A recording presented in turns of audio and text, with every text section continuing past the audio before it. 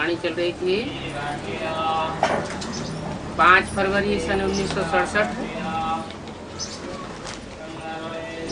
तीसरे पेज की तीसरी लाइन में बात चल रही थी,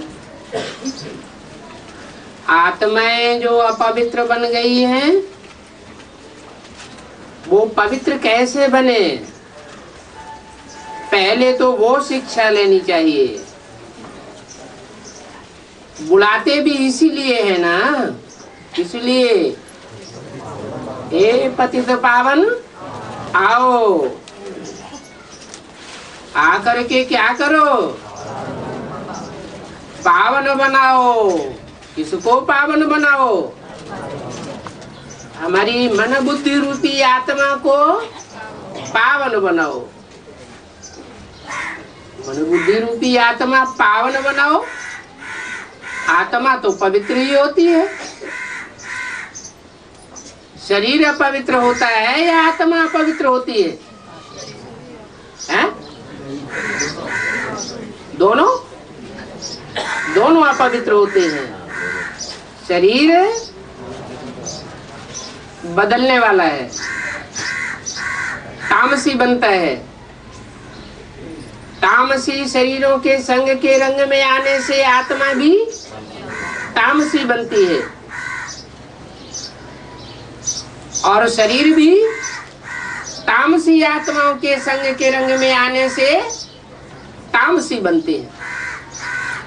पहले शरीर तामसी बनते हैं कि पहले आत्मा तामसी बनती है?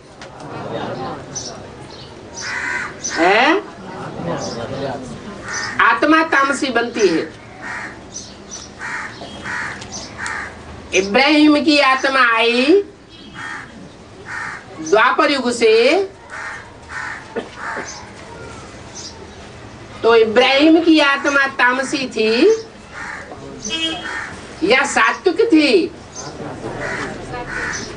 परमधाम से आने वाली हर आत्मा सात्विक होती है।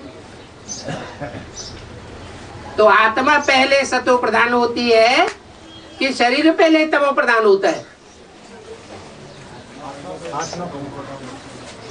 आत्मा पहले तमो प्रधान। इब्राहिम की आत्मा ऊपर से आई, वही तो बात है कि शरीर तमो प्रधान होते हैं पहले। शरीर के संग के रंग से आत्मा तमो प्रधान बनती है या आत्मा स्वतः ही तमो प्रधान बन जाती है? शरीर के संग या शरीरधारी के संग के रंग से आत्मा तमो प्रधान बनती है। तो शरीरधारी कहेंगे तो भी आत्मा है। माना इब्राहिम जिस तन में प्रवेश करता है, जिस तनधारी आत्मा को प्रभावित करता है, वो आत्मा पहले से ही पतित तमो प्रधान है। उसमें विविचारी सुख भोगने की कोटि ज्यादा है। इसलिए इब्राहिम की आत्मा सात्विक होने के बावजूद भी उस आधार मूर्त में प्रवेश करके उसके संग का रंग लेकर के नीचे गिरती है। अरस परस है।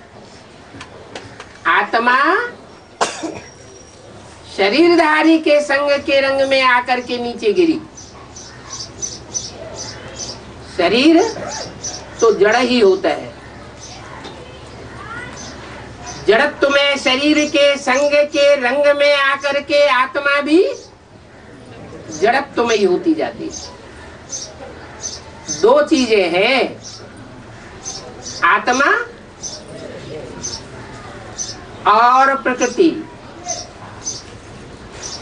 जिसके 5 तत्वों का पुतला कहा जाता है। 5 तत्वों का पुतला जिससे बनता है वो जड़ प्रकृति है। जड़त्व में ही प्रकृति स्वयं तमो प्रधान बनती है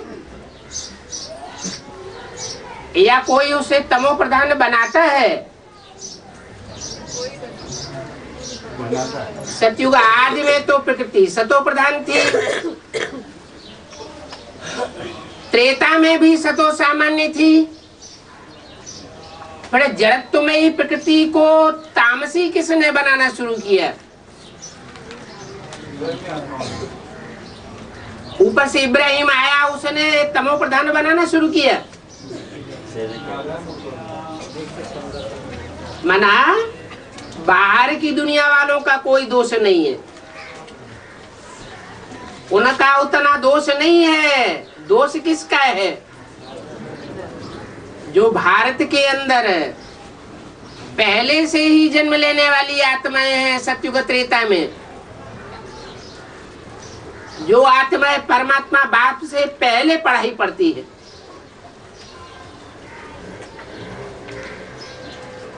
लेकिन बाद में सुधरती है।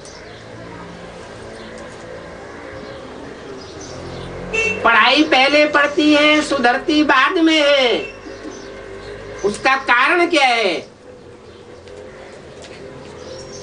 उनको लंबा टाइम क्यों लगता है?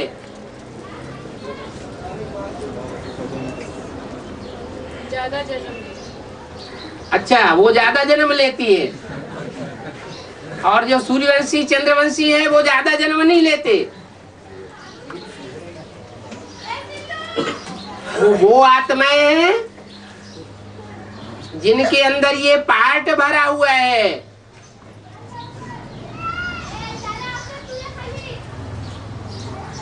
कि वो कन्वर्ट हो जाती है। कच्ची कमजोर आत्माएं हैं, दूसरे के संग के रंग में जल्दी आ जाती है।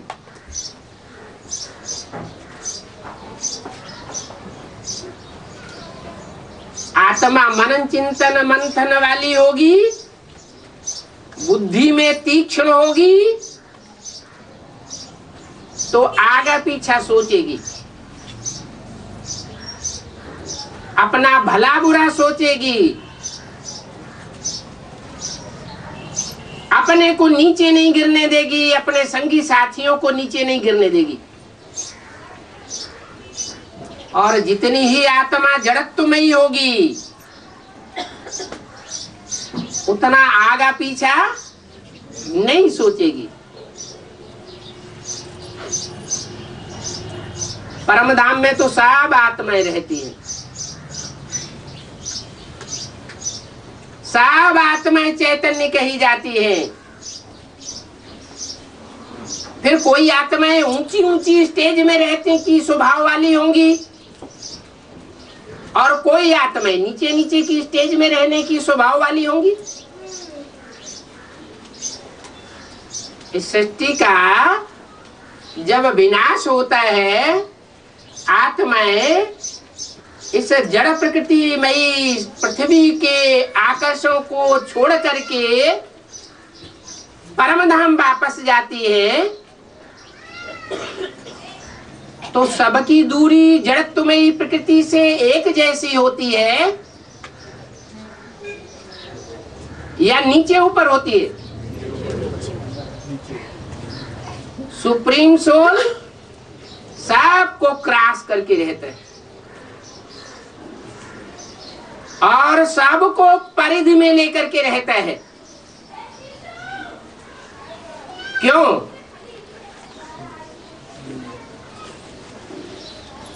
उसके बाद प्रजापिता सब आत्माओं को परिधि में लेकर के रहता है, लेकिन सुप्रीम सोल को परिधि में नहीं ले सकता।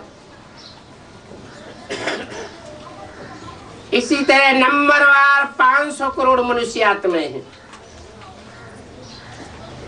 ये रुद्रमाला है बड़ी से बड़ी।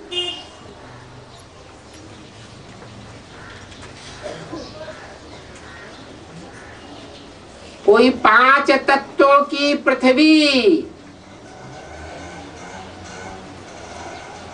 से बहुत दूर परे ते परे रहने वाली है, और कोई कितना भी पुरुषार्थ करती है तो भी धरणी के नजदीक ही रहती। इसका कारण क्या है?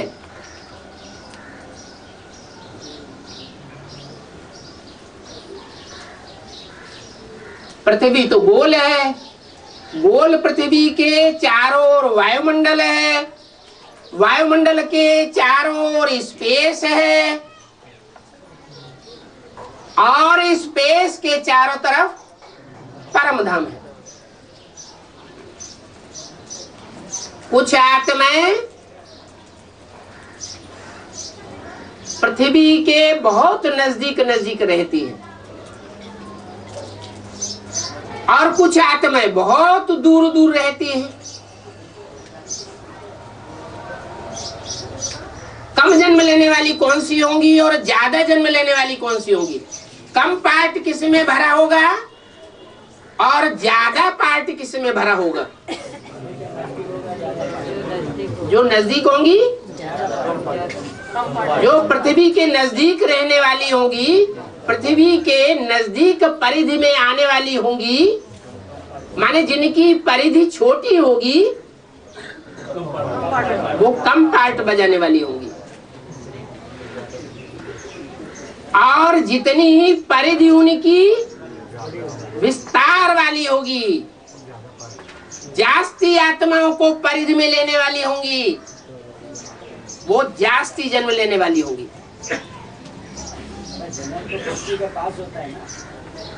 जन्म होता है, लेकिन वो पावर उनमें भरी रहती है, वो पावर आत्मा में परमधाम में मर्ज रहती है।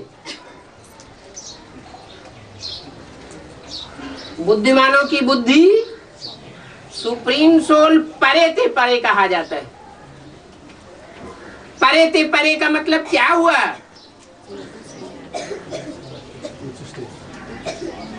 बुद्धि में सबसे परे है,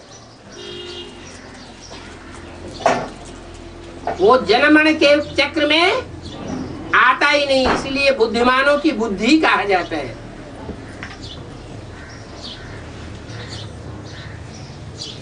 बुद्धि में जितनी जास्ती तीक्ष्णता, उतना दूसरी आत्माओं को अपनी परिधि में लेने वाली होगी,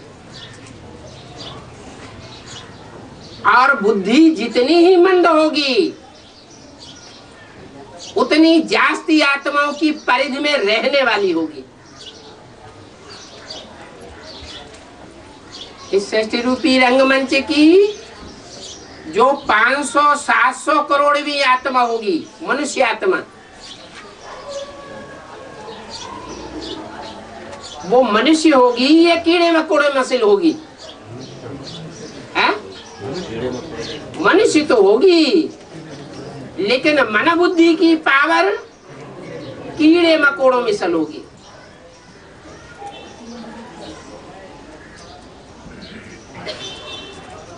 इस बात का फाउंडेशन कहाँ पड़ता है? अभी संगम युग में जब सुप्रीम सोल बाप आते हैं, आत्माओं को राजयोग सिखाते हैं, जो भी मनुष्य मात्र हैं, सबको बाप का परिचय मिलता है। नंबरवार याद करने के लिए सानिध्य मिलता है, संग का रंग मिलता है।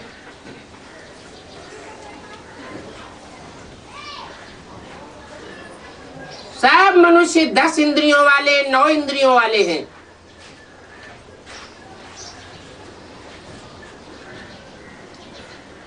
कोई अपनी सब इंद्रियों से परमात्मा का सानिध्य प्राप्त कर लेते हैं, और जास्ती से जास्ती सानिध्य प्राप्त करते हैं, और कोई आत्माएं कम सानिध्य प्राप्त करती है।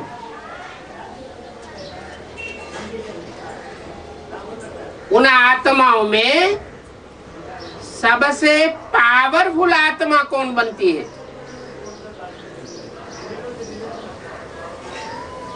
जो जास्ती से जास्ती सानिध्य प्राप्त करती हो, है जगदम्बा। जगदम्बा सारे जगत की अम्बा है। उसे गीता माता कहो, प्रकृति माता कहो। क्या नाम? प्रकृति, रचना, प्रकट रूप से जिसकी रचना की गई,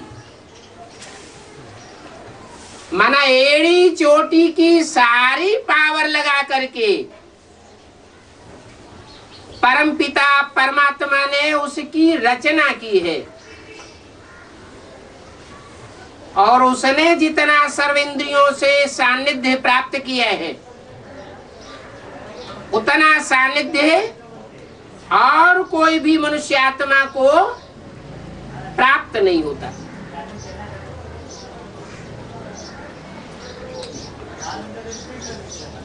अच्छा, वो तो जगत माता है, राजमाता का पद पाती है।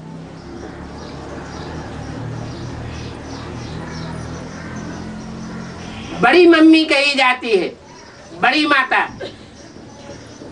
बड़ी मम्मा। उसके मुकाबले छोटी मम्मी का पद बड़ा है या बड़ी मम्मा का पद बड़ा है? बड़ी मम्मा का पद बड़ा है और छोटी मम्मी का पद नीचा है, क्योंकि परमात्मा बाप आकर के पढ़ाई पढ़ाते हैं कि नर से नारायण बनना है, नारी से लक्ष्मी बनना है। बराबर है? माने परमात्मा बाप जो लक्ष्य देते हैं वो लक्ष्य नीचा देते हैं, और जगदम्बा उसके मुकाबले ऊंचा पद प्राप्त करती है।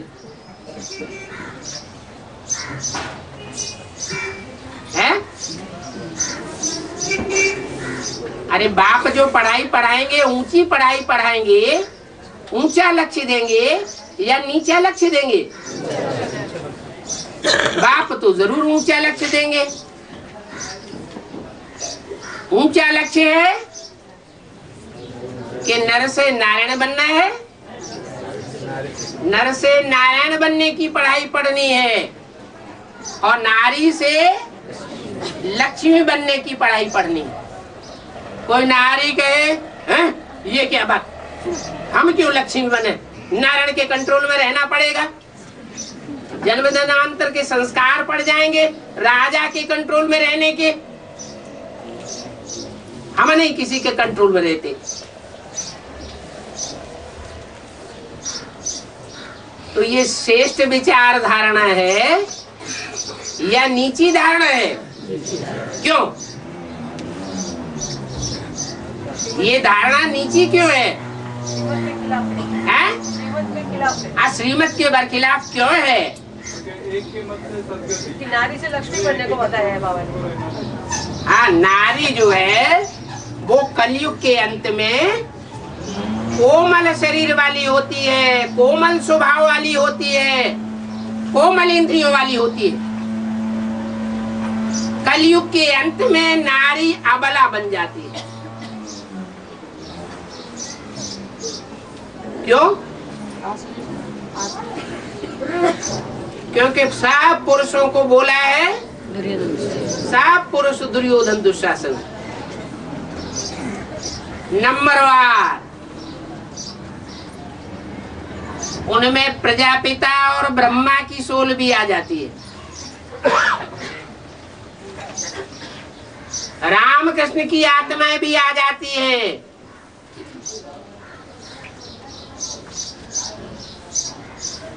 अगर राम की आत्मा में सुप्रीम सोल शिव का आवेश ना माना जाए तो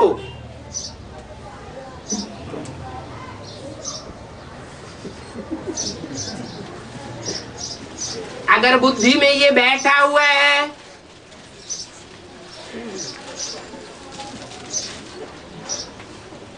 कि राम में वो निराकार राम प्रवेश है, तो जैसी दृष्टि वैसी देखने वाले की सृष्टि बनती है। लेकिन ये बात सदैव याद नहीं रहती। इसलिए राम भी रावण बनता है और कृष्ण भी कंस बनता है।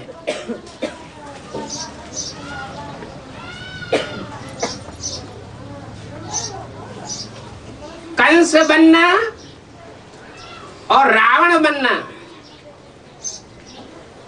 ये लाजमी है। कब? सतो प्रधान शूटिंग में या तमो प्रधान शूटिंग में? जब सारी सृष्टि तमो प्रधान बन जाती है। सिर्फ प्रकृति की ही बात नहीं है, प्रकृति तो जड़त्वमयी है। जड़त्वमयी प्रकृति ज्ञान को पहले नहीं समझ सकती। इसलिए मुरली में बोला है, मेरे साथ रहने वाले बच्चे मेरे को नहीं पहचान पाते। और सबसे ज्यादा साथ कौन देती है? तन से जगदम्बा। लेकिन जड़त्वमयी प्रकृति होने के कारण बाप को नहीं पहचान पाती।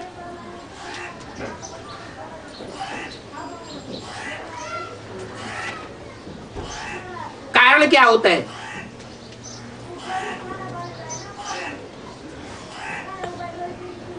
स्त्री चोला। माताएं, माता का जो शरीर है वो कलयुग के अंत में चाहे कन्याएं हो चाहे माताएं हो अबला बन जाती है। वो तब तक अबला है जब तक सुप्रीम सोल बाप के साकार स्वरूप को पूरा पूरा नहीं पहचानती, दूसरों के प्रभाव में आती रहती है।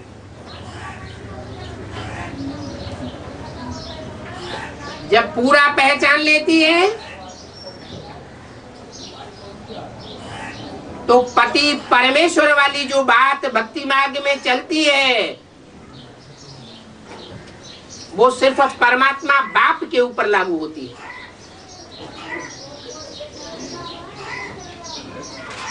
परम ईश्वर का मतलब ही है, ईश्वर माना शासन करता।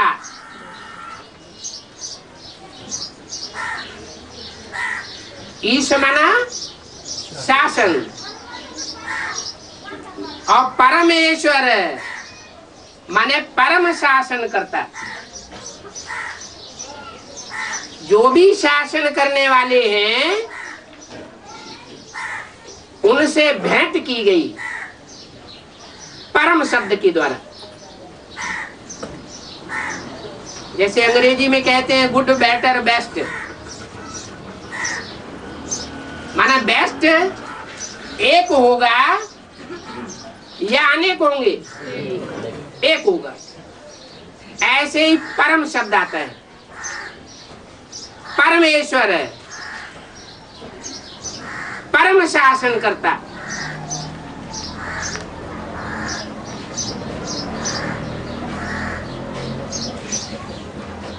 बुद्धि या मन बुद्धि रूपी आत्मा दूसरों से प्रभावित होने की आदि हुई पड़ी है तो बुद्धि में 5 पतियों की बात आ जाती है। मुरली में आया है, तुम सब द्रौपदियां हो, तुम सब सीताएं हो।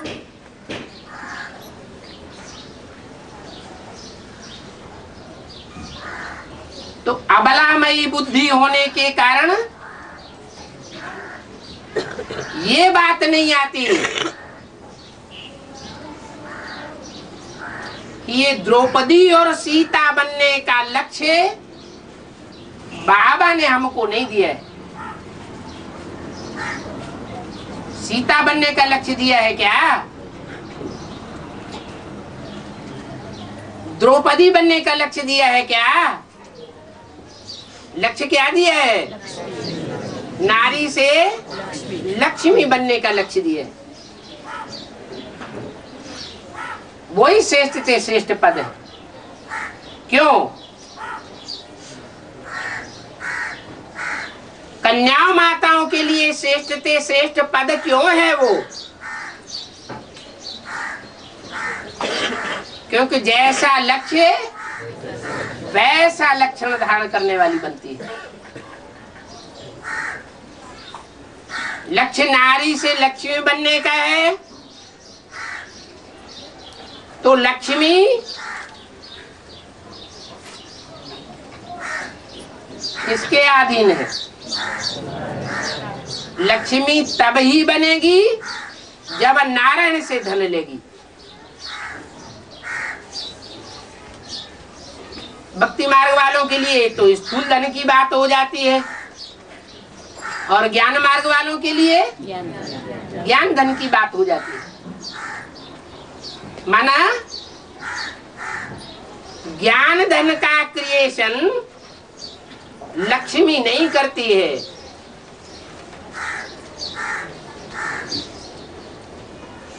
वो मनन चिंतन मंथन करके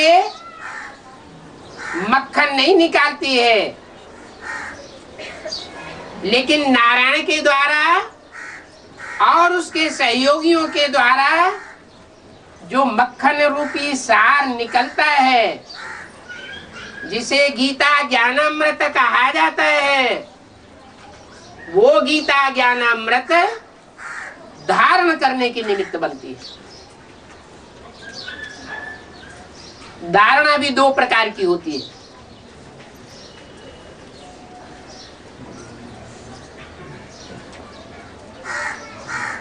रावण के अंदर ज्ञान की धारणा होती है या नहीं होती है?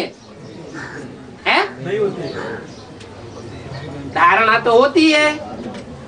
यादगार में जैसे ब्रह्मा के हाथों में वेद शास्त्र दिखाए जाते हैं, वैसे रावण के हाथों में भी वेद शास्त्र दिखाए गए। हाथ में ना बुद्ध रूपी हाथ में वेद शास्त्र दिखाए गए हैं। वेद शास्त्र ज्ञान की निशानी है। तो ऐसा नहीं कि रावण प्रकांड विद्वान नहीं था,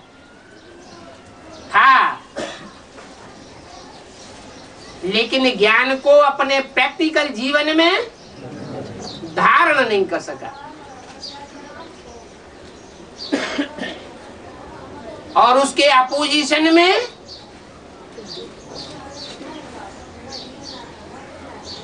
लक्ष्मी का पार्ट है। लक्ष्मी ज्ञान को धारण नहीं करती है, माने वजन नहीं ढोती है जैसे रावण वजन ढोता था। क्या करती है? वो जितना जितना नया नया मिलता जाता है, तुरंत तुरंत नए नए माल को सप्लाई करती जाती है। जो भी नया पॉइंट मिले, जो भी संगी साथी हैं, उन संगी साथियों में सप्लाई कर देना। तो उससे क्या होगा? अपना ज्ञान बढ़ता चला जाएगा। दिन दूना रात चौगुना बढ़ता है। और जो बाप है वो खुश होता है। इसलिए कि बाप तो सर्वसेवल बच्चों को चाहता है या प्रकांड ज्ञान धारने वालों को चाहता है? जो सर्वसेवल बच्चे हैं उनको चाहता है, उनको याद करता है। जो ज्ञान ले लेते हैं और दूसरों को अपने अंडर में करने के लिए ज्ञान सुनाते रहते हैं ताकि हमसे प्रभावित हो जाएं।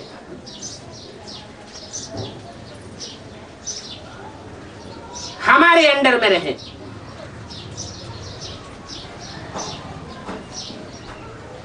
तो ऐसी आत्मा ज्ञान का दुरुपयोग करती है या सदुपयोग करती है?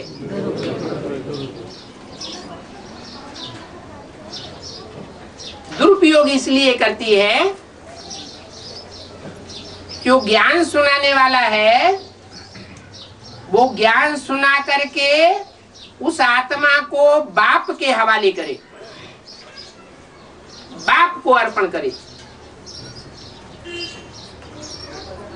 अर्पण में बुद्धि बनाए।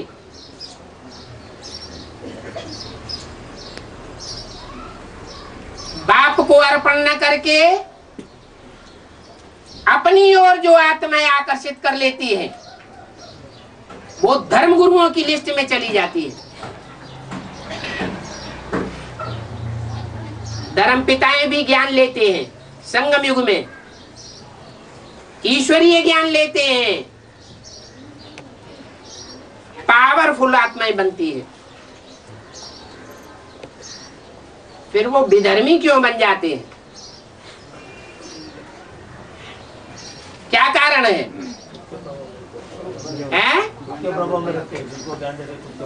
हाँ, जिन जिन आत्माओं को ज्ञान देंगे पहले उनको अपना बनावेंगे। पहले क्या, बाद में भी नहीं उनका लक्ष्य रहता है कि आत्माएं बाप की बने। अंत तक उन आत्माओं के ऊपर अपना कंट्रोल रखना चाहेंगे।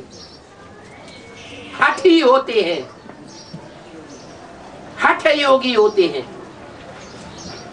अपनी हठ पर पक्के रहते हैं। चाहे संसार के सामने उन्हें बिल्कुल झूठी बात को अपनाना पड़े। दुनिया का सबसे बड़े से बड़ा झूठ क्या है? बाप को सर्वव्यापी कहना दुनिया का बड़े से बड़ा झूठ है। वो क्या साबित कर देते हैं कि बाप सर्वव्यापी नहीं है। बाप वो ये साबित नहीं करते कि बाप सर्वव्यापी नहीं है। वो साबित करते हैं कि बाप मेरे में भी है और जो भी अच्छे अच्छे पुरुषार्थी हैं उन सब में बाप समाया हुआ है। सबको बाप साबित करते हैं। कहते हैं मेरे में भी बाप है, तेरे में भी है, लेकिन तुम इतने ऊंचे पुरुषार्थी नहीं हो। मैं ऊंचा पुरुषार्थी हूं। तो मैं ऊंचा पुरुषार्थी हूं ये साबित कर देना माने सुप्रीम सोल की प्रॉपर्टी मेरे हक लगी है। मैं तुम्हारे ऊपर अथॉरिटी चलाने वाला हूं। अथॉरिटी चलाना माना ईश्वरत्व कायम करना, ईश्वर बनना, शासन कायम करना।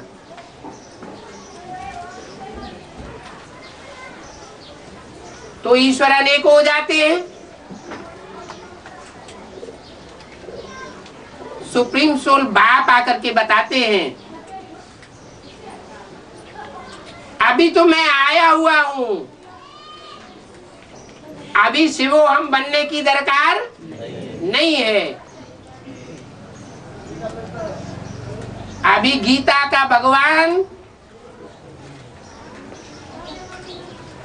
शिव को ही साबित करना है। शिव बिंदु का नाम है। गीता का भगवान आकर के कहते हैं कि मैं गीतापति भगवान हूं। बिंदी कभी पति नहीं बनती है। बिंदी बिंदी आत्माओं के साथ सुप्रीम सोल ज्योति बिंदु शिव का एक ही संबंध है। कौन सा? बिंदी बिंदी आत्माएं, बच्चे बच्चियां भी नहीं, और सुप्रीम सोल बाप है। दूसरे संबंध तब ही बनते हैं जब कोई शरीरधारी में प्रवेश करे। तो ढेर सारे संबंध बन सकते हैं। बाप आकर के पढ़ाई पढ़ाते हैं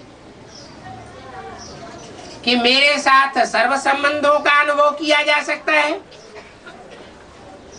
जिस संबंध की अनुभूति करने में अभी संगम युग में कमजोर बने रहेंगे, तो उस संबंध की अनुभूति करने के लिए जन्म जन्मांतर तड़पते रहेंगे। ये फाउंडेशन अभी पड़ता है और किसी युग में किसी जन्म में नहीं पड़ता। तो ज्योति ज्योति बिंदु जो आत्माएं हैं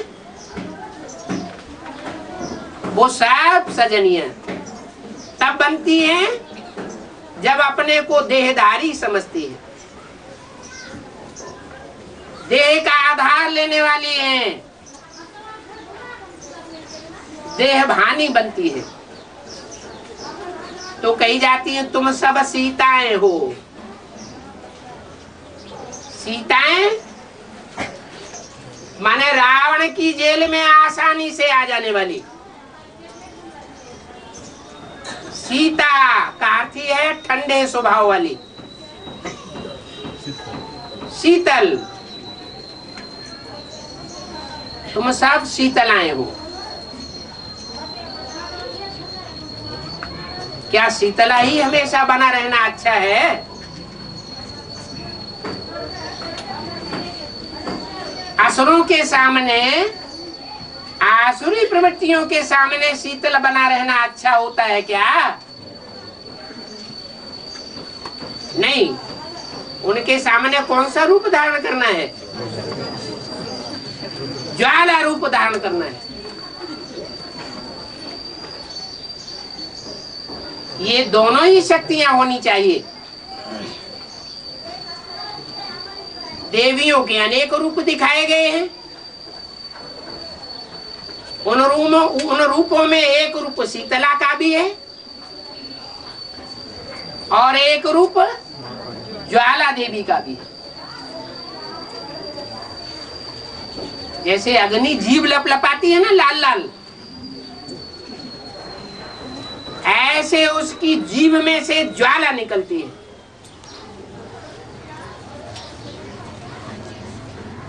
दुर्गुणों को नाश करने वाली ज्वाला निकलती है।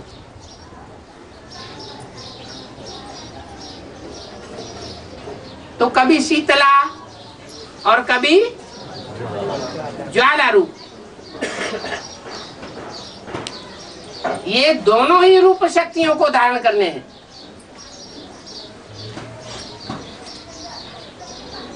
परंतु माताएं ममतामयी होती है।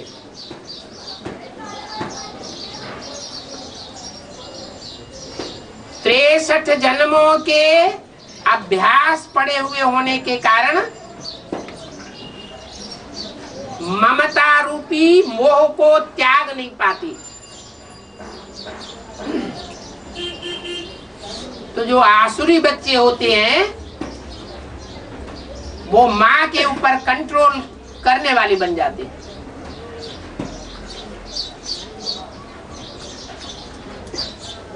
कंट्रोलर बन जाते हैं। माँ मोहमयी होने के कारण उन बच्चों के ऊपर जरूरत से ज्यादा मोह की रग होने के कारण रहम की भावना धारण कर लेती है। ये फाउंडेशन अभी संगम युग में पड़ता है माताओं के द्वारा, कि माताएं विकराल रूप धारण नहीं कर पाती। माता का स्वभाव साकारी होता है। माता होती है साकारी और बाप होता है निराकारी। इसका मतलब ये नहीं है कि सभी बाप 100% निराकारी होते हैं और सभी माताएं 100% साकारी होती है। नहीं, जो देवभान का मादा है वो स्त्री चोले में पुरुषों के मुकाबले जास्ती होता है। तो साकारी भाव होने के कारण वो कमजोरी आ जाती है।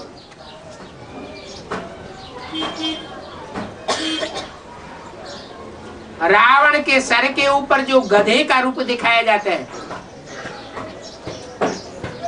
वो देवभान की निशानी है। वो देहभान रावण को जन्म दे देता है।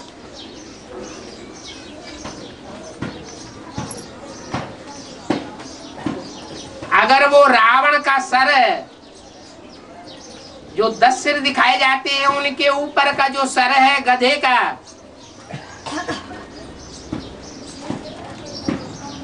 वो न दिखाया जाए तो रावण का अस्तित्व खलास हो जाएगा।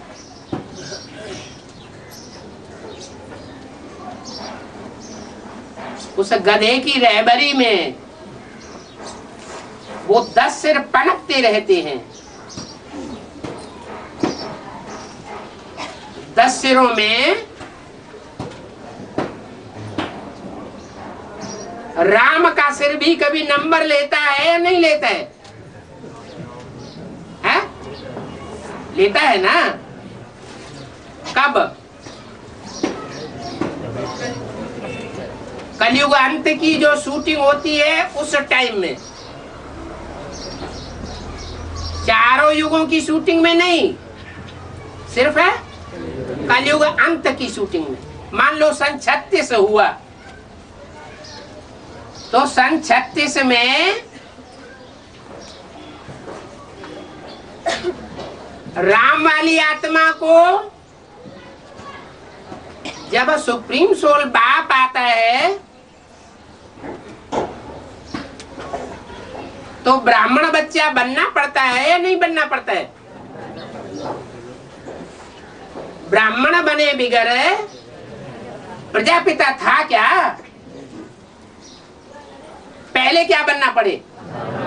ब्राह्मण बनना पड़े। पहला ब्राह्मण सो पहला देवता, जो पहला देवता सो पहला क्षत्रिय, सो पहला वैश्य, सो पहला शूद्र। तो सन 36 से पहले वो शूद्र क्या? वो सन 36 में ही शूद्र नहीं, जब से कलयुग शुरू हुआ 1250 वर्ष पहले, तब से ही वो पहला शूद्र था। और सन 36 में वो शूद्र पहले ब्राह्मण बनने के लिए उसके जन्मदाता का नाम भी चाहिए। तो कौन हुआ जन्मदाता? है उस ब्राह्मण बच्चा जो प्रजापिता के रूप में संसार में विख्यात होता है, उसका जन्मदाता कौन हुआ? आदि ब्रह्मा, जिसको कहा जाता है बड़ी थी बड़ी माँ। तो उस आत्मा के साथ प्रजापिता का पहला संबंध क्या बना? इस षष्ठी रूपी रंगमंच में पहला संबंध क्या हुआ? है? बच्चा। वो माता हुई, वो बच्चा हुआ। माता गुरु भी बन गई,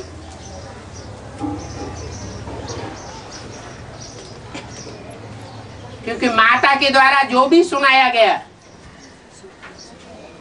भले सुना हुआ सुनाया गया, सुना हुआ सुनाया गया या कुछ अपने अंदर से क्रिएट करके सुनाया गया? सुना हुआ सुनाया गया। तो काहे की शूटिंग हुई? भक्ति मार्ग की शूटिंग हुई। तो पहला भक्त कौन बना है? बोलो, पहला भक्त कौन बना है? कोई कहता है जगत माता, कोई कहता है प्रजापिता है, आदि ब्रह्मा, कोई कहता है प्रजापिता।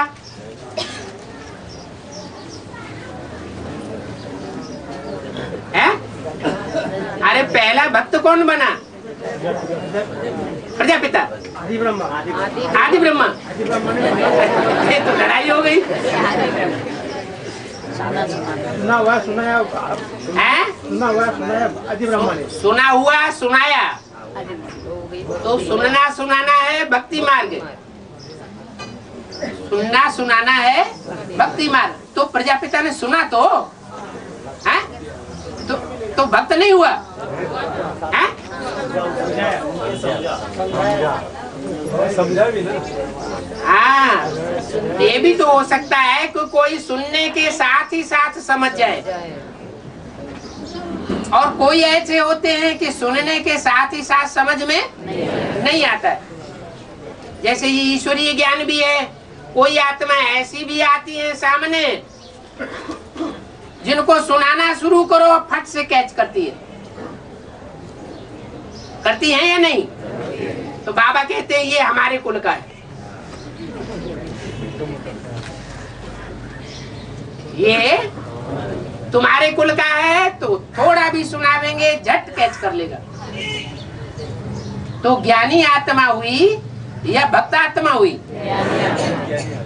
ज्ञानी आत्मा हुई।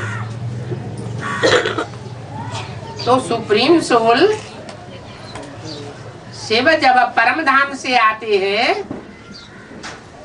तो अकेले आते हैं या ज्ञान भक्ति और वैराग तीनों की त्रिवेणी लेकर के आते हैं?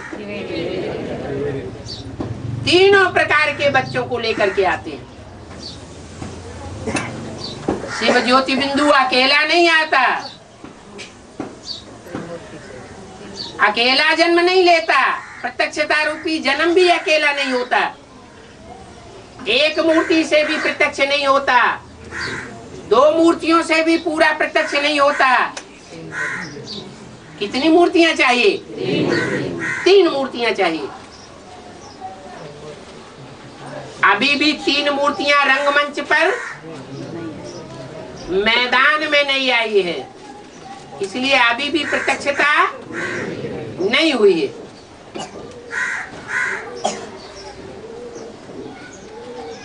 तो ज्ञान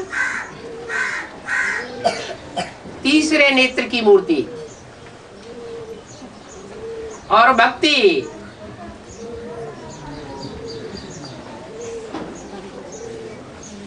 जो तीन पुरियों में नीचे मूर्ति बैठी हुई दिखाई गई है संसार सागर की ओर, और तीसरी मूर्ति वैराग, वे माने विशेष, और राग माना प्यार। साधारण प्यार नहीं है, कैसा है? विशेष प्यार है। तो साधारण प्यार क्या होता है और विशेष प्यार क्या होता है? जो साधारण रागी होते हैं, प्यार करने वाले होते हैं, वो सर्वसामान्य सर्वसाधारण प्यार करते हैं जो दुनिया करती है। और विशेष रूप में प्यार करने वाला होगा, विशेष रागी होगा, वो क्या करेगा? मेरा तो एक शिव बाबा, दूसरा न कोई।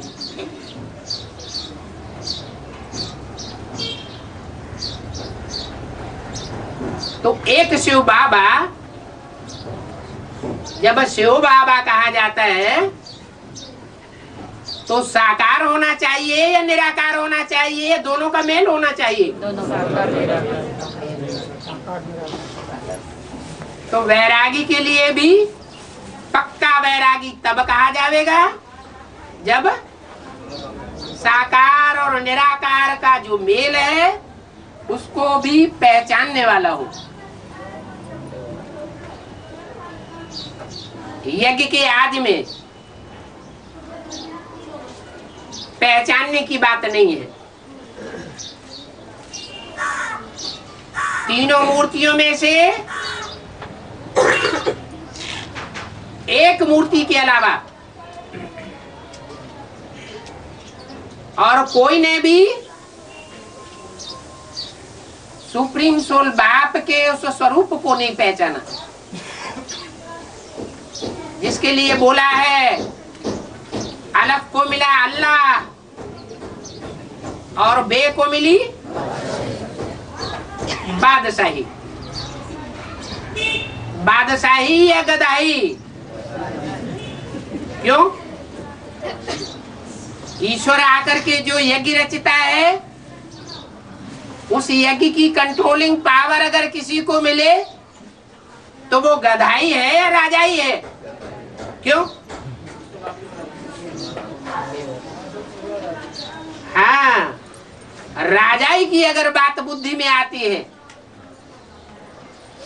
तो मनमना भव नहीं हुआ। क्यों? क्योंकि बाप कहते हैं मैं तुम बच्चों का ओबीडेंट सर्वेंट बन करके आता हूं। तो बाप के अंदर तो ये भाव है कि बच्चों का ओबीडेंट सर्वेंट बन करके आता है, और बच्चों के अंदर राजाई का भाव पैदा हो जाता है, कंट्रोलर बन करके बैठने का भाव पैदा हो जाता है। तो मनमना भव नहीं कहा जा सकता। जो बाप का संकल्प सो बच्चों का संकल्प नहीं कहा जा सकता।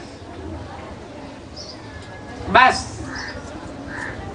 यहां से ही रावण की रावणियत शुरू हो जाती है।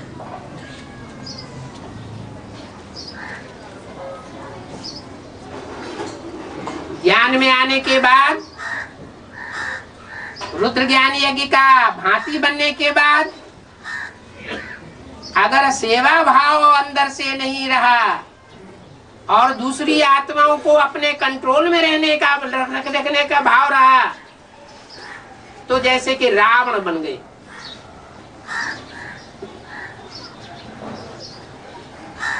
त्रेसठ जन्म मनुष्य आत्माओं ने शासन की भूख में आकर के सारी दुनिया को रुलाया।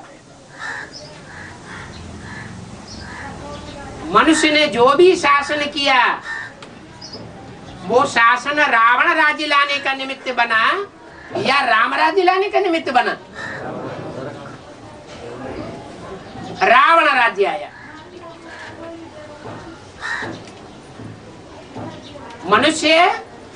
मनुष्य को कंट्रोल करेगा तो रावण बन सकता है, राम नहीं बन सकता। इसलिए भक्ति मार्ग की परंपरा में आज भी 33 करोड़ देवताओं में से एक ही देवता है जिसको स्वतंत्रता का सम्राट माना जाता है। स्वतंत्र हो और स्वतंत्र रहने दो। ज्ञान में आने का मतलब क्या है? भले मुरली में बोला हुआ है कि अपनी रचना को अपने कंट्रोल में रखना चाहिए। पहली रचना कौन है?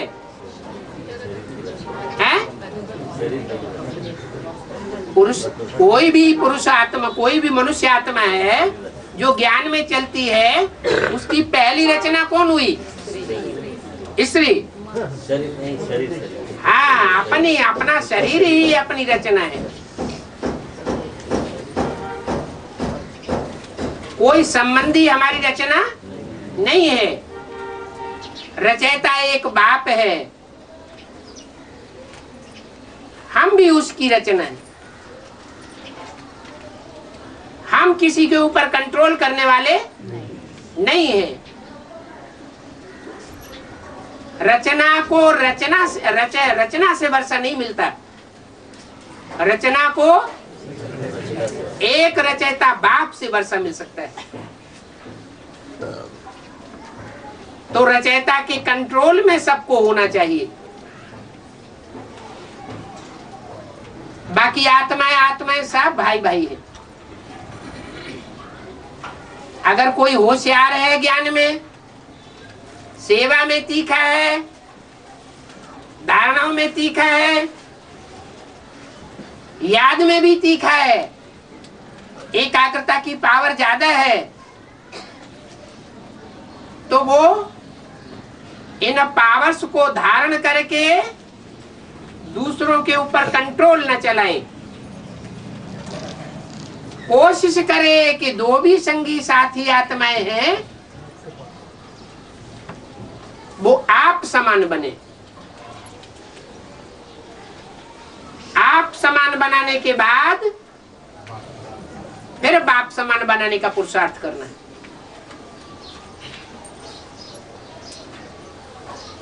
आप समान ही नहीं बना पाएंगे तो बाप समान कैसे बनावेंगे?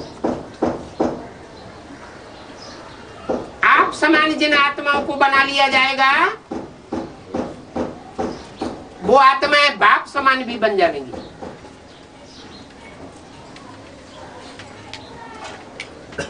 बाप है सूर्य, तो बच्चों को भी क्या बनना है? हैं? सूर्यवंशी बनना है। तो सूर्यवंशी खुद बनना है और दूसरों को भी बनाना है। अगर चंद्रवंशी का नशा आता है,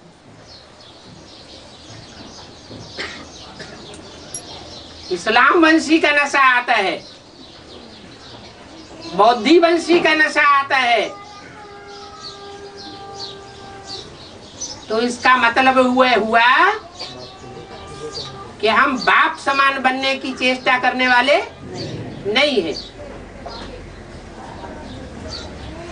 जो भी नई दुनिया कंप्लीट स्थापन होगी उस नई दुनिया में सब सूर्यवंशी होंगे या चंद्रवंशी इस्लाम वंशी भी मौजूद रह जाएंगे?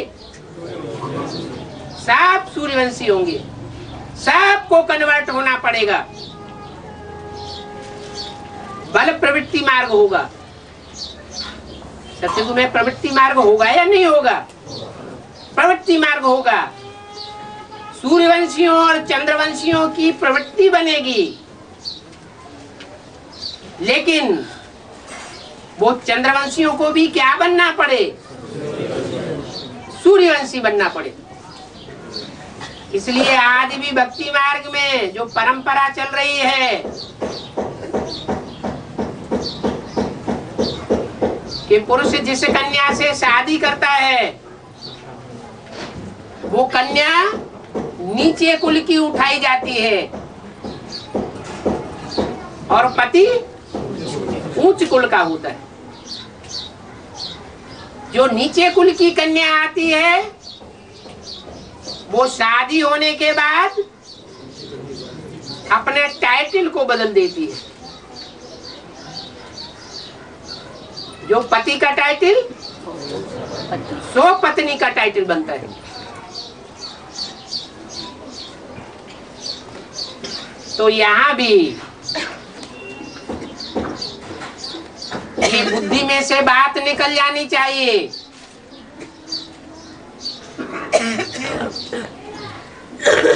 कि हमने अमुक धर्म का चोला पहना हुआ है, हम अमुक धर्म की आत्मा है।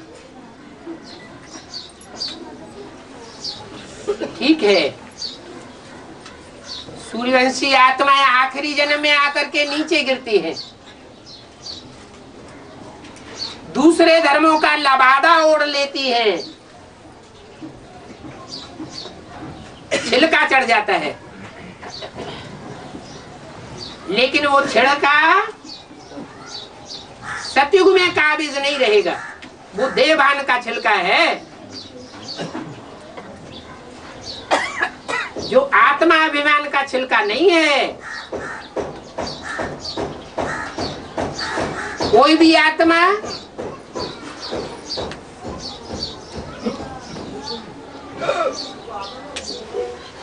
किसी धर्म विशेष की नहीं होती है। सतयुग में, सतयुग के आदि में वो सब सूर्यवंशी होती है। संगम युग में अमुक अमुक धर्मों का देह अभिमान का छिलका चढ़ जाता है, स्वभाव संस्कार का। जिन स्वभाव और संस्कारों को त्यागने के लिए 18 जनवरी में अव्यक्त बाप दादा ने 3 महीने का टाइम दिया।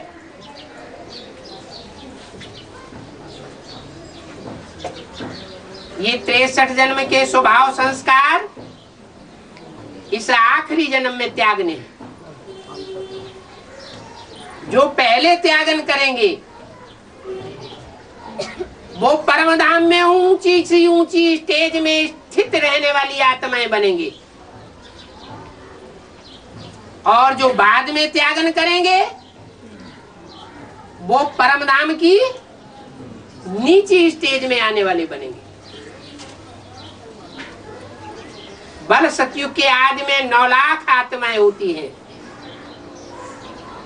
लेकिन उन 9 लाख बीजों में सब नंबरवार हैं। आधे तो पक्के चंद्रवंशी बन जाते हैं संगम युग में, और आधे पक्के सूर्यवंशी बन जाते हैं संगम युग में। जो पक्के चंद्रवंशी बनते हैं, चंद्रवंश के संस्कारों को त्याग नहीं पाते हैं। ज्ञान चंद्रमा ब्रह्मा ही हमारा सब कुछ है, वही हमारा बाप टीचर सदगुरु है, वही गीता का भगवान है साकार में सृष्टि पर। उसके अलावा कोई भी गीता का भगवान और कोई साबित नहीं हो सकता है। जिनकी बुद्धि में अंत मते सो ये गति बैठ जाती है, तो उन आत्माओं को अपना शरीर छोड़ना पड़ता है। शरीर छोड़ने के बाद सूक्ष्म शरीर के बंधन में रह करके जो असल सूर्यवंशी आत्माएं हैं, बच्चों को जन्म देने वाली आत्माएं सतयुग में, उनमें प्रवेश करके लंबे समय तक पार्ट बजाना पड़ता है।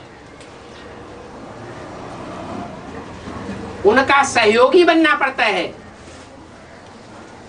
क्योंकि साकार शरीर के बंधन में बंधी हुई आत्मा ज्यादा पावरफुल होती है, या साकार शरीर का बंधन जिसका टूट चुका है, सिर्फ सूक्ष्म शरीर का बंधन बंधा हुआ है, वो ज्यादा पावरफुल होती है। सूक्ष्म शरीर के बंधन में रहने वाली आत्मा ज्यादा पावरफुल होती है। तो वो ज्यादा पावरफुल आत्माएं तब तक प्रवेश करके पार्ट बजाती हैं जब तक साकार शरीरधारी पूरी निराकारी स्टेज को प्राप्त नहीं कर लेता, आत्मिक स्टेज में नहीं आ जाता, अपने स्वरूप को नहीं पहचान लेता, अपने आत्मा के अनेक जन्मों को नहीं पहचान लेता, तब तक उनका सहयोग करना पड़े सूक्ष्म शरीर की शक्ति से।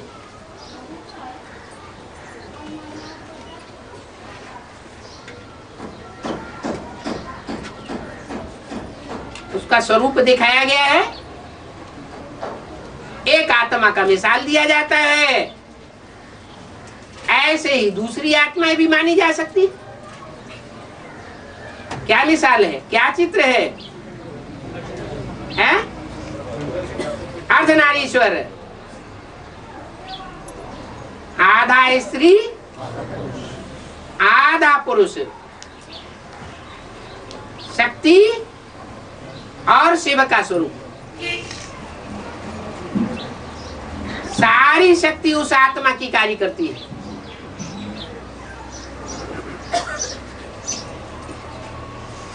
साकार शरीरधारी बंधन में बंद करके रहता है, उतने बड़े कार्य नहीं कर सकता। सूक्ष्म शरीरधारी अभी अभी यहाँ प्रवेश करके कार्य कर सकता है, अभी अभी दूसरे बच्चों में प्रवेश करके कार्य कर सकता है। तुम बच्चों में मम्मा बाबा प्रवेश करते हैं,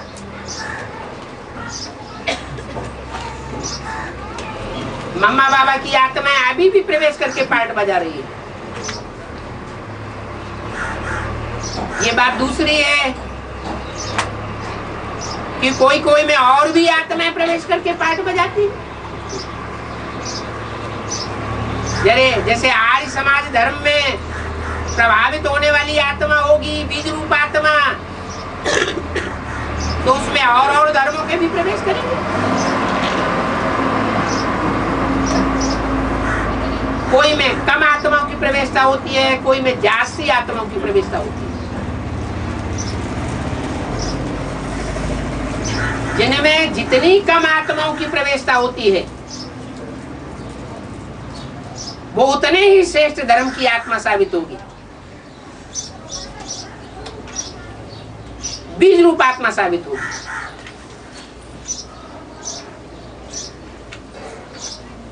ओम शांति।